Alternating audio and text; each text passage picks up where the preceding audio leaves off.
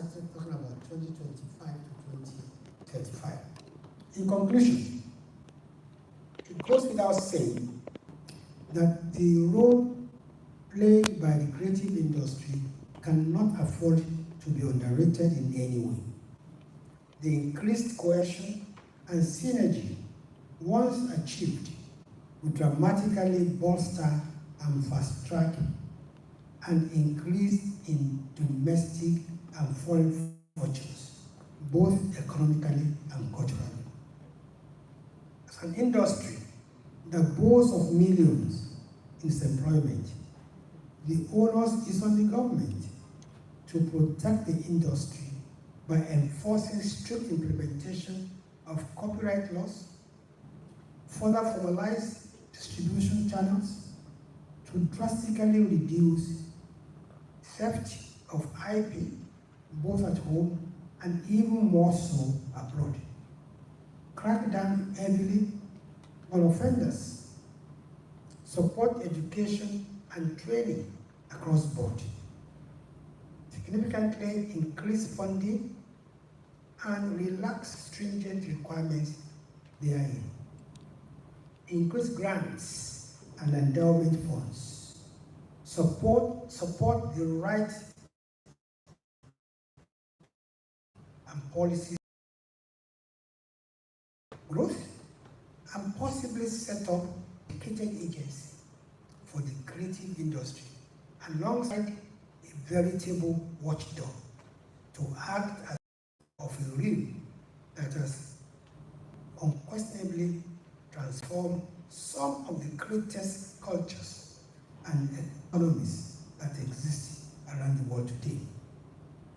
I thank you very much.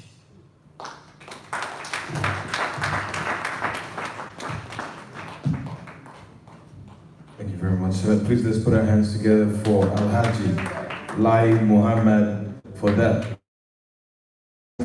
keynote address. Let's put our hands together for him one more time.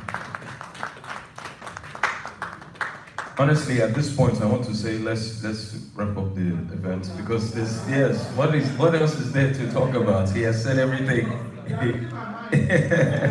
Exactly. There's just about no aspect he didn't cover. Thank you very much, sir, for that very comprehensive and powerful address. I'm so glad that he mentioned comedy, because that is one that is dear to me. I'm a stand-up comedian as well as an event MC, and I'm pretty sure we need the laughs. We need the humor, we need, that amongst many other things. And I could listen to your stories for days. I really appreciate the anecdotes that you shared with that, the celebrities and the creative industry stakeholders continue to do us proud globally and across the continent as well. Ladies and gentlemen, once again, I want to thank you. I see some new people have just joined in. Thank you very much for coming, ma'am. The ever gracious and young-looking Miss Shadi Pemberton Young is in the building. Thank you very much for coming. Honorary live share of the LCCI. Me and her had a very interesting meeting, and today we are best friends. I will never forget the day that I met her. It was a very, very interesting day. But ladies and gentlemen, we do have panel sessions, 2 of them in fact. And just to intimate you with our order of program, we have a panel session talking about the capital access and financing the creative economy. And then we'll take a light networking break lunch. And we'll have bridging remarks from mention the immediate past president of the LCCI, Mr. Gabriel Idahosa, and then our second panel session. And of course, at the end, closing remarks. And we would have, a bit of networking. So I promise you, you're in for a fantastic, fantastic time. Please, let's put our hands together again for Alhaji Lai Mohammed. As I said, pretty much covered every single thing that we need to know about. But we still have very, very brilliant minds in the room that we're going to be listening to. And I think without further ado, we should go straight into that. Our first panel session, as I mentioned, It's about the capital access and financing the creative economy. As Dr. Ngozi mentioned earlier, there's no lack of talent in the creative sector. There's a lack of structured capital, and these are the questions that we need to ask. How do we bridge the gap between the financiers and the talent, between those that have access to the funds and those that need to use it? So that's why we are calling up these wonderful, amazing panelists for them to give us their insights into why or how we can make this happen.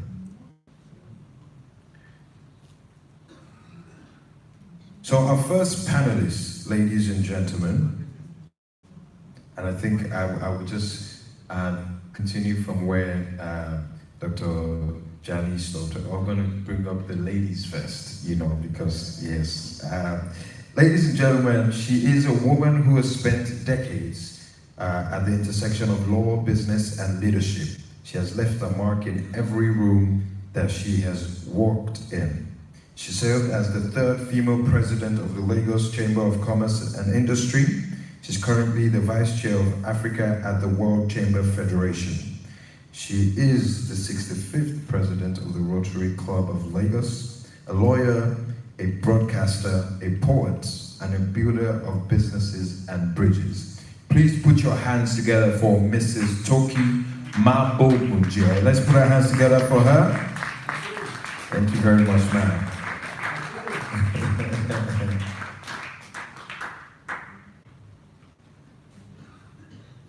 Our next panelist, ladies and gentlemen, is the Group General Manager of the Continental Hotels, overseeing two of the country's most iconic properties, the Lagos Continental, formerly the Intercontinental, and the Abuja Continental, formerly Sheraton.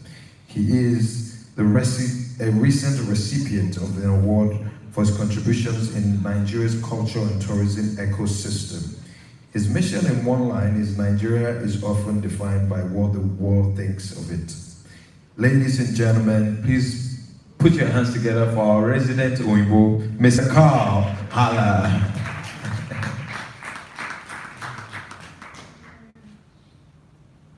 Thank you very much. All right, moving swiftly on, our next panelist.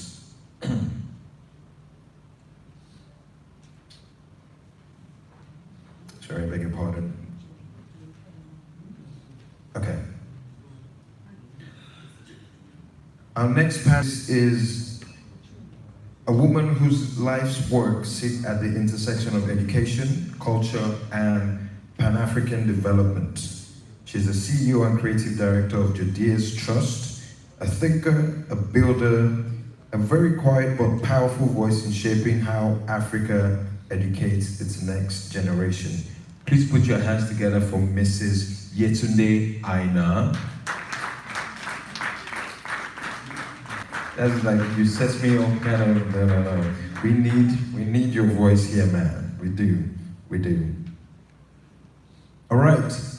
Now, our next guest carries one of Nigeria's most storied names. She has spent her life making it mean something beyond legacy. She is the chairman of the Monarch Environmental Services. She is the Nigerian Peace Ambassador, a board member of Professionals for Humanity. And her name, I'm not sure, please correct me if I'm wrong, her name means backbone. Please put it up for Mrs. Obukobe Ibru, the backbone of this panel. She's going to be you.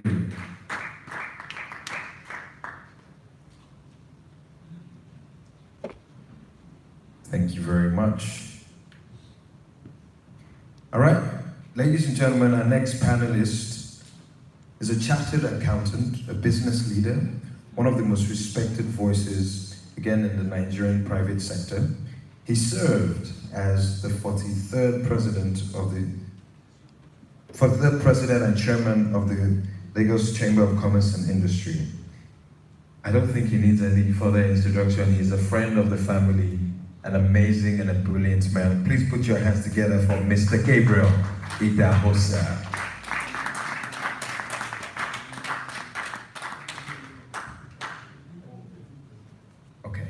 think we have our panelists. Yes. This is a very wonderful looking panel. Let's put our hands together for them again.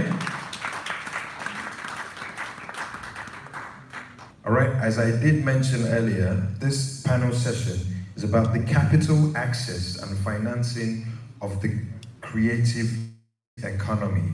We've listened to Engineer Dr. Jani, we've listened to Alhaji Lai, we've listened to our convener, Dr. Ngozi Mambala, all speak about the same thing. The impacts, the potential to transform the entire outlook of Nigeria as a whole to the world and in ourselves. So we want to listen to these very talented, very brilliant minds tell us about how exactly we can make this a possibility. We have a couple of questions that we have curated for them, but I'm sure we will also have questions from the audience. So I think I'm just gonna sit here. Do we have mics for everybody?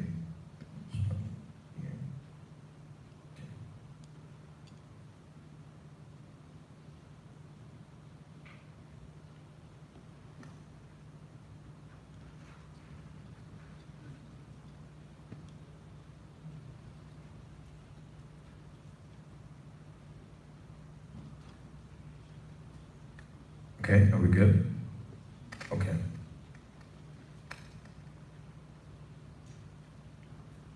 All right, I think in the meantime, we can just start with this.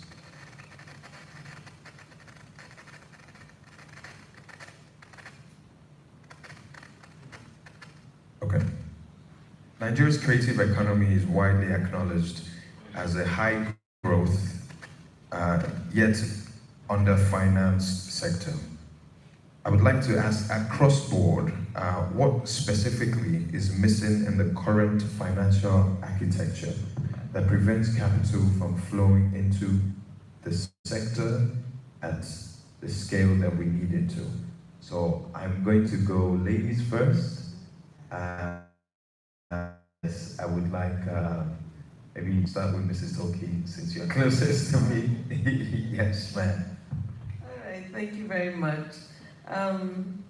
So the one thing I liked about former Minister Alhaji Lai Mohammed's paper was that it was so well researched and there was so much in it. And I think we need to take what is in that paper and look at the practical ways of making it effective and making things work, right? So we heard about all the things that, what is it that's not happening? So I think for my comment for now, I'll look at the business environment, wearing my chamber hat, right? I'm looking at it from a legal or regulatory standpoint. So, you know, the creative industry is looking for investment, for example, as a means of capital. Why aren't they getting it? It's the business environment, right? So one thing that's not in the business environment really is the fact that we don't have strong intellectual property protection, which the minister already mentioned.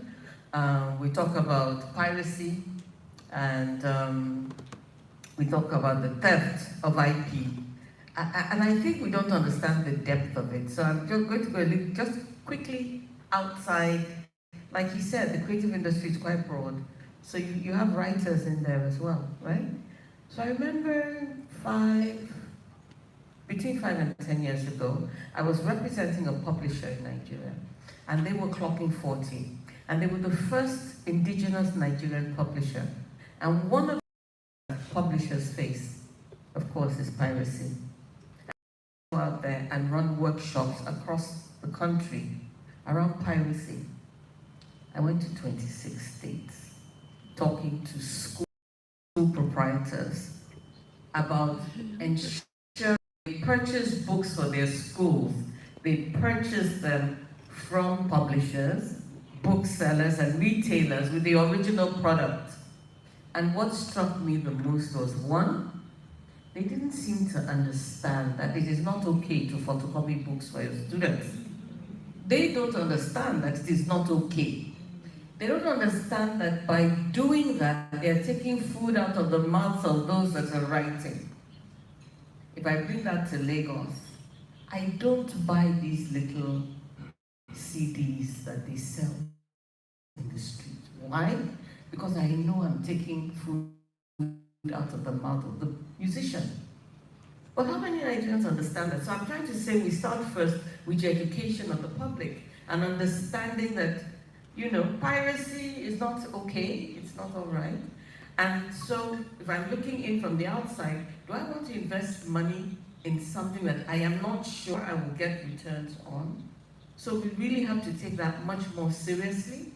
So we have to go beyond just the Copyright Commission and the police. We have to extend it to actual education, awareness, sensitivity, and all of that.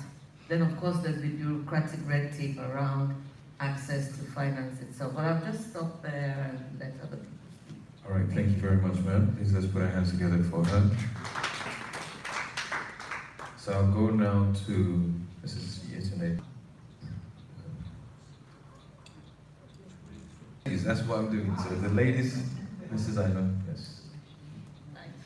I would like to go back to about accessing creative industries and access to finance.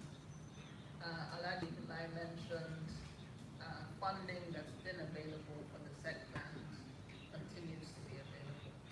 So sometimes it's not a question that there's no finance available. I want to talk specifically about IDICE, investment in digital and creative industries.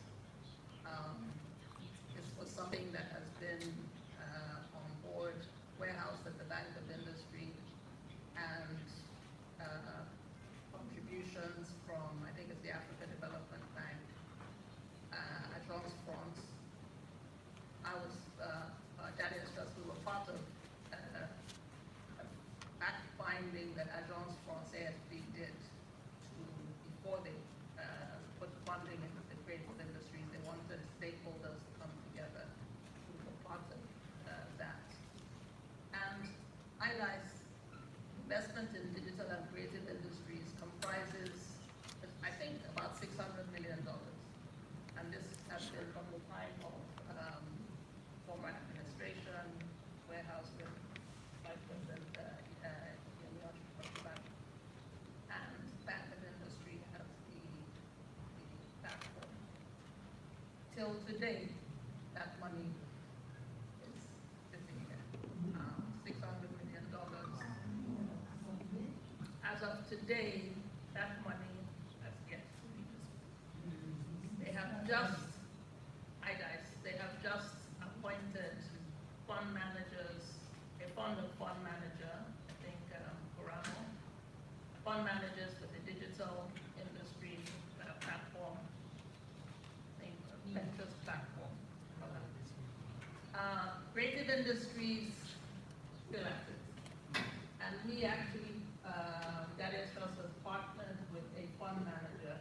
We consider ourselves an enterprise support organization, and with a strong understanding of the creative industry. So we have partnered with fund manager, Consumer, to serve as fund managers for the creative industries, and brought together even Impact Hub, that it's a consortium that I'm going to be reaching out to you because we put together a consortium that has a understanding of the sector, because you need, in addition,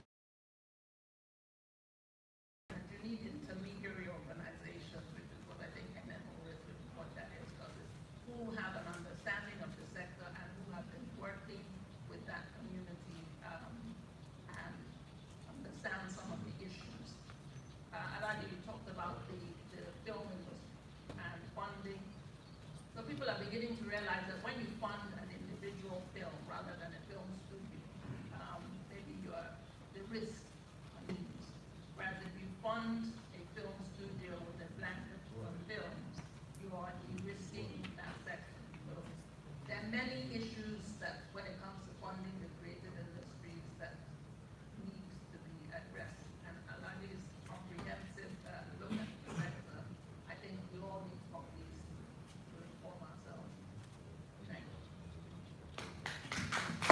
you very much. Well said. Now I'm going to go to the backbone of this panel, Mrs. Ibro. Good morning, everybody. I think I'll toe in line with what my sister just said. I think trust is a major issue with the outflow of funding for the industry. Trust, when I say trust, I'm talking about trust on the reports of the investment. Entertainment business is huge. It's also a very risky business. I'm going to speak from the point of view of a producer.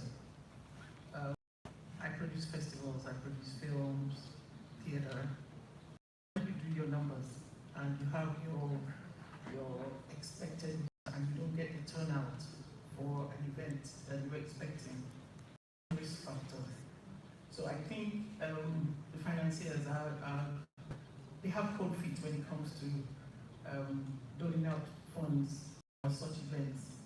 And then it takes a toll on the producer because you've done all your work, you've done your pitch decks, you've done your research, you've done your numbers. I'm expecting 2,000 people for this event and all the rest of it, and then you make that presentation to a potential investor, and then the investor goes back and looks at it and says, I don't think she's going to have 2,000 people there.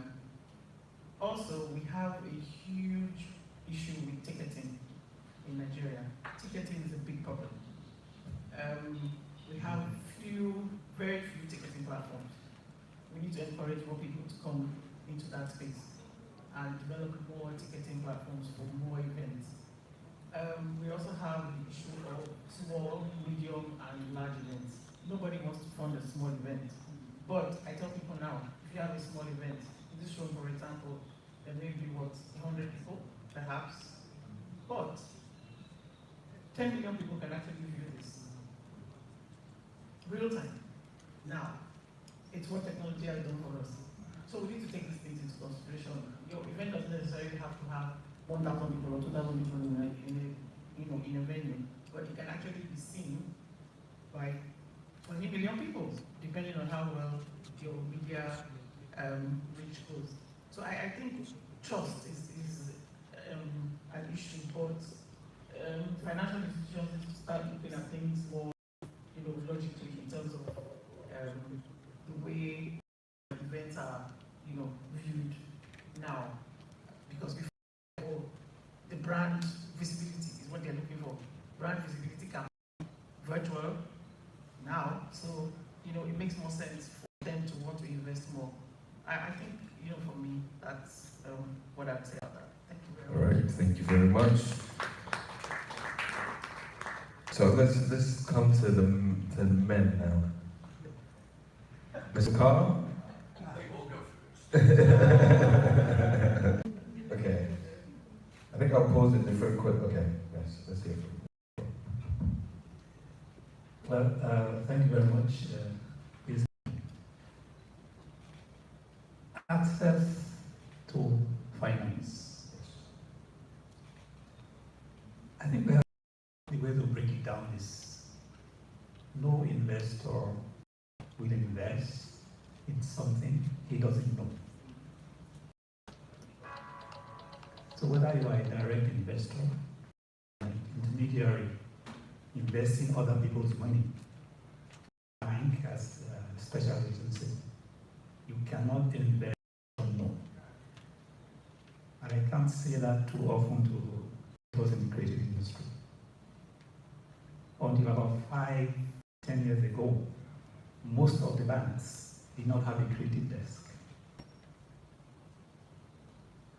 And some of the banks, maybe as far back as 7-10 years ago, the idea of investing in a film production was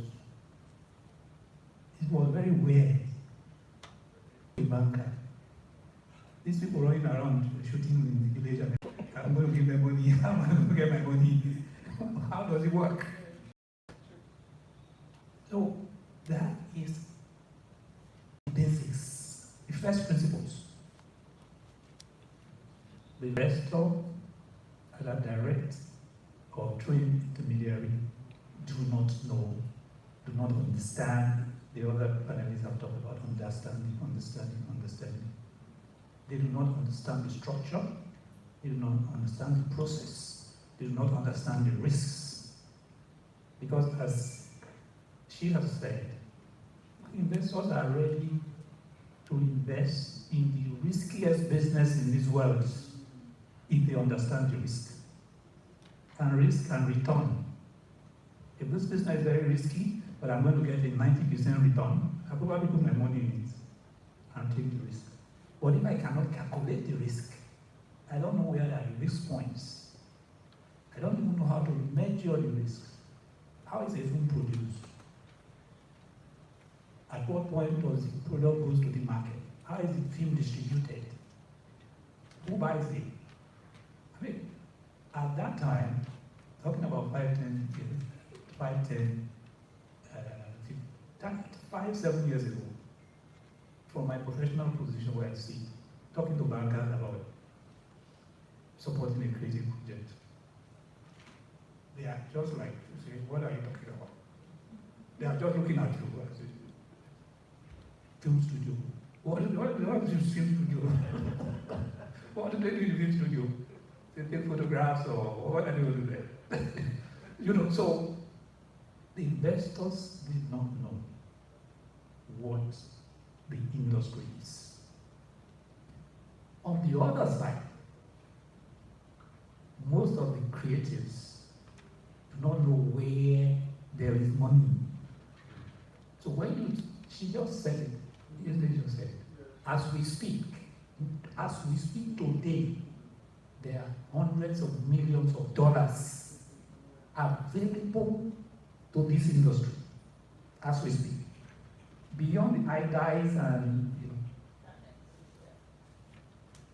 But the creatives, you talk to the creatives, they don't talk to us. So maybe you go to a bank, you say, you have no job, you are just going about singing. How am I going to give you money?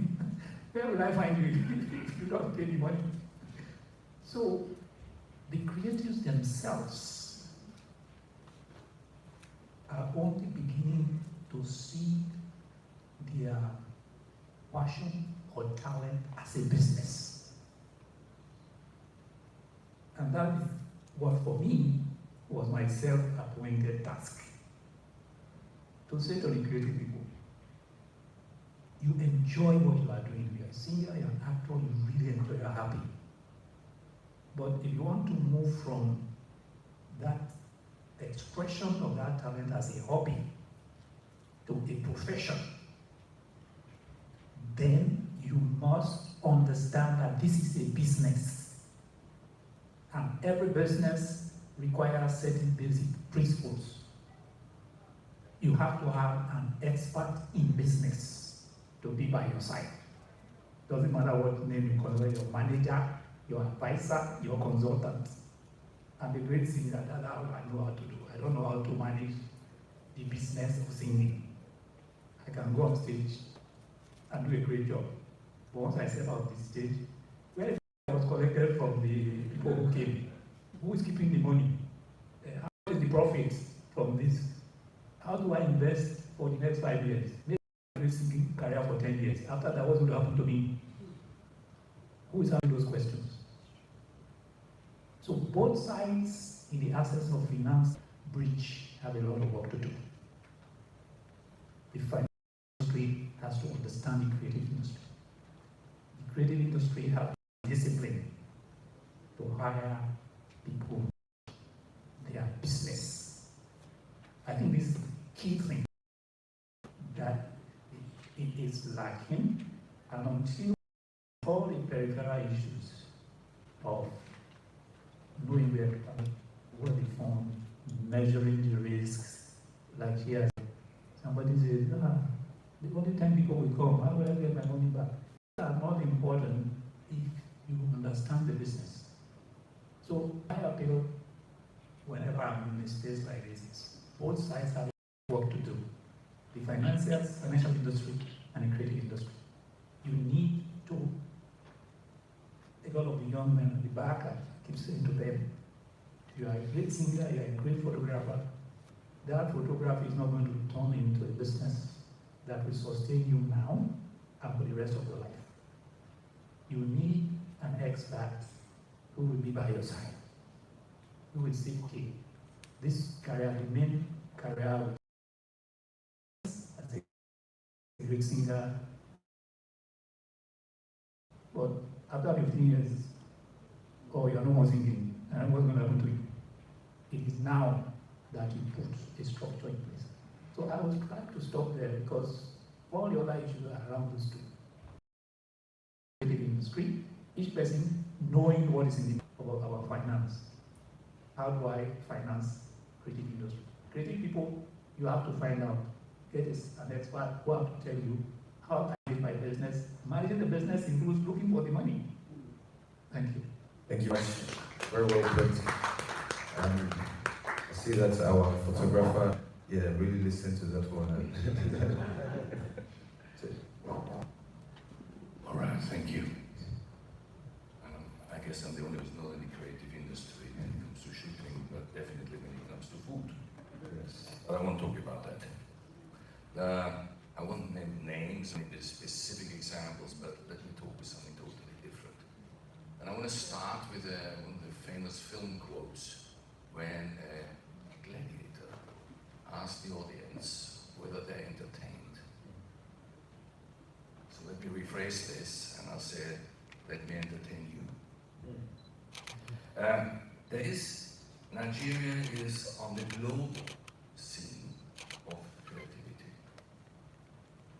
but it's managed more globally or internationally than local.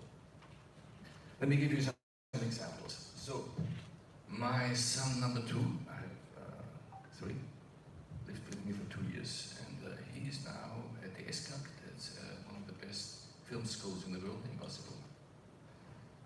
Why was he accepted there? The only thing he had was he graduated from the American school. That has nothing to do with filming directly. And he came to Nigeria to be with me for a while.